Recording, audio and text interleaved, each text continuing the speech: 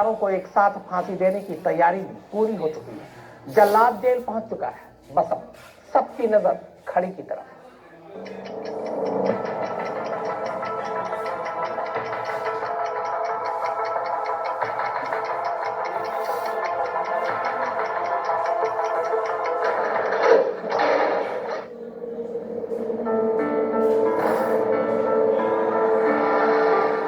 Jail भी तैयार, jailer भी तैयार, जल्लाद भी तैयार और फांसी का फंदा भी तैयार।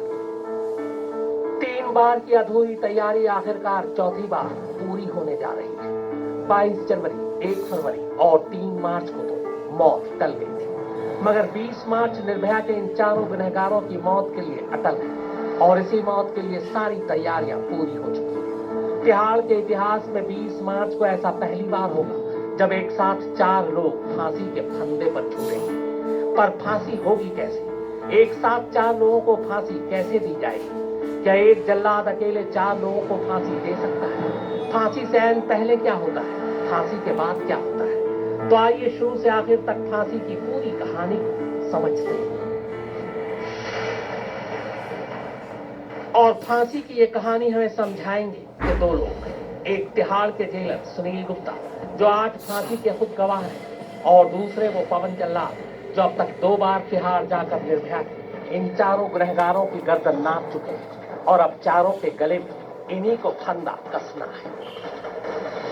मैरून में साफ लिखा हुआ है कि फंदा जो आएगा उसमें 3 गांठें होंगी। वो गांठ कैसे जो है वो खुलेगी, जब आप जैसे ही फट्टा नीचे जाएगा तो धीरे धीरे करके उसकी बॉडी नीचे जाती है, गांठें उसमें लगी हुई होती है।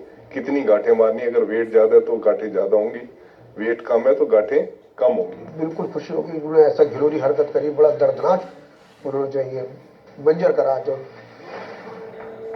फांसी की तैयारी शुरू होती है ब्लैक या डेथ वारंट के साथ। इधर डेथ वारंट जारी हुआ और उधर जेल में हलचल पड़ गई।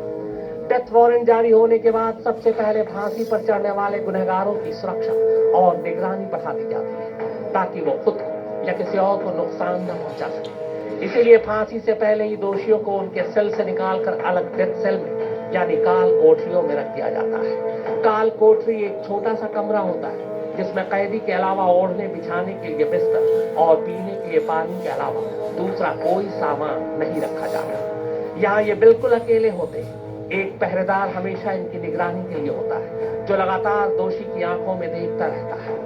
दरअसल वो इस बात के लिए अलर्ट रहता है कि फांसी के खौफ में अगर वो अपनी जान लेने की कोशिश करे तो उसे ऐसा करने से रोका जा सके। इसीलिए डेथ सेल के कैदियों को बाकी और चीजें तो छोड़िए, पायजामे का नाड़ा तक पहनने नहीं दिया जाता। पजामे का नाड़ा भी नहीं देते, पजामे का नाड़ा नहीं देते। और उसकी सेल जो है उससे होता है कि कहीं सुसाइड ना लगा। डेथ सेल में पहरेदारों की ड्यूटी 2-2 घंटे के लिए लगाई जाती है। हर 2 घंटे बाद पहरेदार बदल दिया जाता है। डेथ सेल की पहरेदारी तमिलनाडु स्पेशल पुलिस करती है। डेथ वारंट जारी होने और फांसी पर लटकाए जाने के बीच अगर उस कैदी से कोई मिलने आता है तो उसे सेल में भेजने से पहले कैदी के दोनों हाथों में हथकड़ी बांध दी जाती है ताकि वो हमला करने की कोशिश न करे। 24 घंटे में इन्हें सिर्फ आधे घंटे के लिए बाहर निकाला जाता है टहलने के लिए। जेल नंबर 3 में जिस बिल्डिंग में फांसी कोठी है उस बिल्डिंग में कुल 16 डेथ सेल है। इन्हीं 16 डेथ सेल में से 4 डेथ सेल में मुकेश, पवन, विनय और अक्षय अलग अलग बंद हैं। फांसी से पहले 2 और अहम काम होते हैं, एक जल्लाद को ढूंढना, दूसरी फांसी के फंदे के लिए रस्सी का इंतजाम करना। कई मामलों में ये रस्सी जेल प्रशासन किसी कैदी के डेथ वारंट जारी होने के बाद ही मंगाता है, मगर चूंकि निर्भया के मामले में कई बार फांसी की तारीख टल चुकी थी लिहाजा तिहाड़ जेल प्रशासन फांसी के लिए रस्सी पहले ही मंगा चुका है। फांसी का फंदा किसी आम रस्सी का नहीं बनाया जाता बल्कि एक खास रस्सी होती है जिसे मनीला रोप कहते हैं। फांसी के फंदे के लिए ये रस्सी देश में सिर्फ बिहार के बक्सर जेल में तैयार होती है। अफजल गुरु की फांसी के लिए बक्सर से जो मनीला रोप मंगवाया गया था उसकी कीमत थी 860 रुपए। हालांकि रस्सी से ज्यादा पैसे तो किराए में ही खर्च हो गए थे। एक बार मनीला रोप जेल पहुंचने के बाद अब उसी रस्सी से ट्रायल होता है। ट्रायल यानी फांसी देने से पहले फांसी की प्रैक्टिस। इसके लिए बाकायदा फांसी पर चढ़ाए जाने वाले शख्स की लंबाई, वजन, गर्दन की नाप सब कुछ नापा जाता है। फिर ठीक उसी साइज और वजन के सैंड बैग को फंदे पर झुलाया जाता है। यही वजह है कि जिस शख्स को फांसी दी जानी होती है उसके वजन और लंबाई का रिकॉर्ड रोजाना अपडेट होता रहता है। अफजल गुरु की फांसी के पहले ट्रायल के दौरान 2 बार रस्सी टूट गई थी। जैसे ही हम करें रस्सा टूट जाए। अब जो लटका सकते हैं वो हम इसी रस्से से लटका सकते हैं जो होता है। तो ये तो कोई गॉड ग्रेस थी, या जेल स्टाफ कह रहा हूँ, गॉड ग्रेस थी। फांसी के लिए रस्सी की लंबाई भी कैदियों के वजन के हिसाब से तय होती है। दरअसल जिस तख्ते पर फांसी दी जाती है उस तख्ते के नीचे कुएं की गहराई 15 फीट होती है, ताकि जमीन और झूलते पैर के बीच पूरा फासला हो।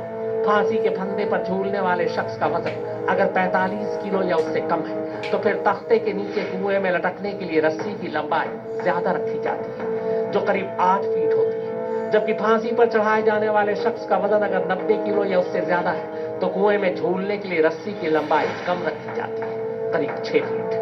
ऐसा इसलिए होता है कि वजन की वजह से रस्सी पर दबाव ज्यादा पड़ता है। रस्सी की लंबाई की नाप सिर से नहीं बल्कि बाएं कान के नीचे जबड़े से ली जाती है, क्योंकि फांसी के फंदे की गांठ वहीं से शुरू होती है। अंग्रेजों के जमाने में 1945 में तिहाड़ जेल बनना शुरू हुआ था। 13 साल बाद 1958 में तिहाड़ बनकर तैयार हुआ और कैदियों का आना जाना शुरू हो गया। अंग्रेजों के जमाने में ही तिहाड़ के नक्शे में फांसी घर का भी नक्शा बनाया गया था। उसी नक्शे के हिसाब से फांसी घर बनाया गया, जिसे अब फांसी कोठी कहते हैं। ये फांसी कोठी तिहाड़ के जेल नंबर 3 में कैदियों के बैरक से बहुत दूर, बिल्कुल अलग थलग सुनसान जगह पर है, लेकिन डेथ सेल के बेहद करीब। तिहाड़ के जेल नंबर 3 में जो फांसी कोठी है, उस फांसी कोठी में पहली और आखिरी बार एक साथ 2 लोगों को फांसी अब से 37 साल पहले 31 जनवरी 1982 को रंगा बिल्ला को दी गई थी। 4 लोगों को एक साथ फांसी तिहाड़ में कभी नहीं हुई, मगर निर्भया के गुनहगारों की तादाद 4 है। हालांकि देश में 4 लोगों को एक साथ इससे पहले भी फांसी हो चुकी है, पर वो पुणे की यरवदा जेल में हुई थी। 27 नवंबर 1983 को जोशी अभ्यंकर केस के नाम से मशहूर 10 लोगों का कत्ल करने वाले 4 लोगों को तब एक साथ फांसी दी गई थी। 2 फांसी तो इकट्ठे होते हुए मैंने देखी हैं, जैसे रंगा बिल्ला, करतार उजागर, सतवंत सिंह, केहर सिंह। 2 तो हुई हैं, पर 4 कभी एक साथ होते हुए नहीं देखी। जो मेरी सोच है उसमें है कि 4 को भी इकट्ठा लटकाया जा सकता है। जिस सुबह फांसी दी जानी है उस सुबह करीब 4 बजे ही फांसी पर चढ़ने वाले को उठा दिया जाता है। उसे नहाने और नए कपड़े पहनने को कहा जाता है। कई बार कैदी नहाने या नए कपड़े पहनने से मना कर देता है, जैसे रंगा बिल्ला ने किया था। मौत की सुबह कैदी को सिर्फ चाय के लिए पूछा जाता है। इसके बाद ब्लैक वारंट पर लिखे वक्त के हिसाब से कैदी को उसके सेल से बाहर निकाला जाता है। उसके इर्द गिर्द 12 हथियारबंद गार्ड होते हैं। कई बार तो कैदी को बाकायदा कंधे से उठाकर ले जाया जाता है, क्योंकि मौत के डर की वजह से उसके पैर तक कांप रहे होते हैं। कैदी को सेल से फांसी के तख्ते तक उसका चेहरा ढककर ले जाया जाता है, ताकि उसके आसपास क्या चल रहा है वो देख न सके। काला कुर्ता पजामा पहना देते हैं और हाथ पीछे से बांध देते हैं।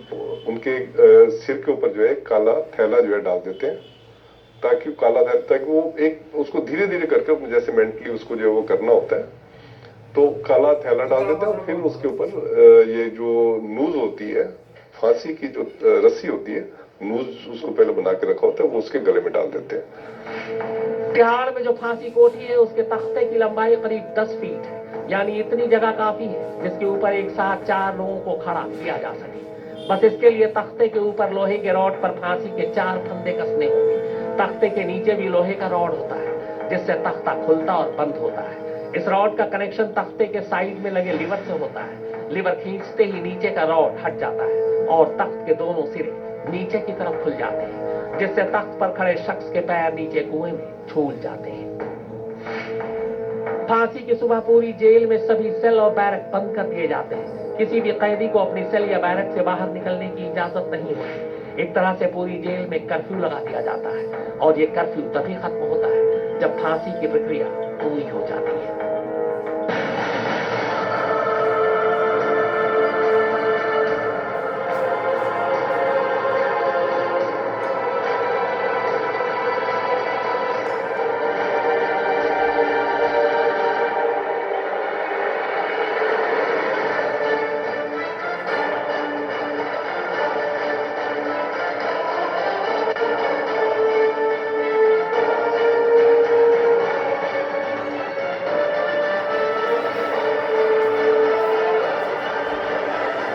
की फांसी के वक्त फांसी कोठी में कौन कौन मौजूद होगा बताएंगे एक ब्रेक के बाद। आप देखते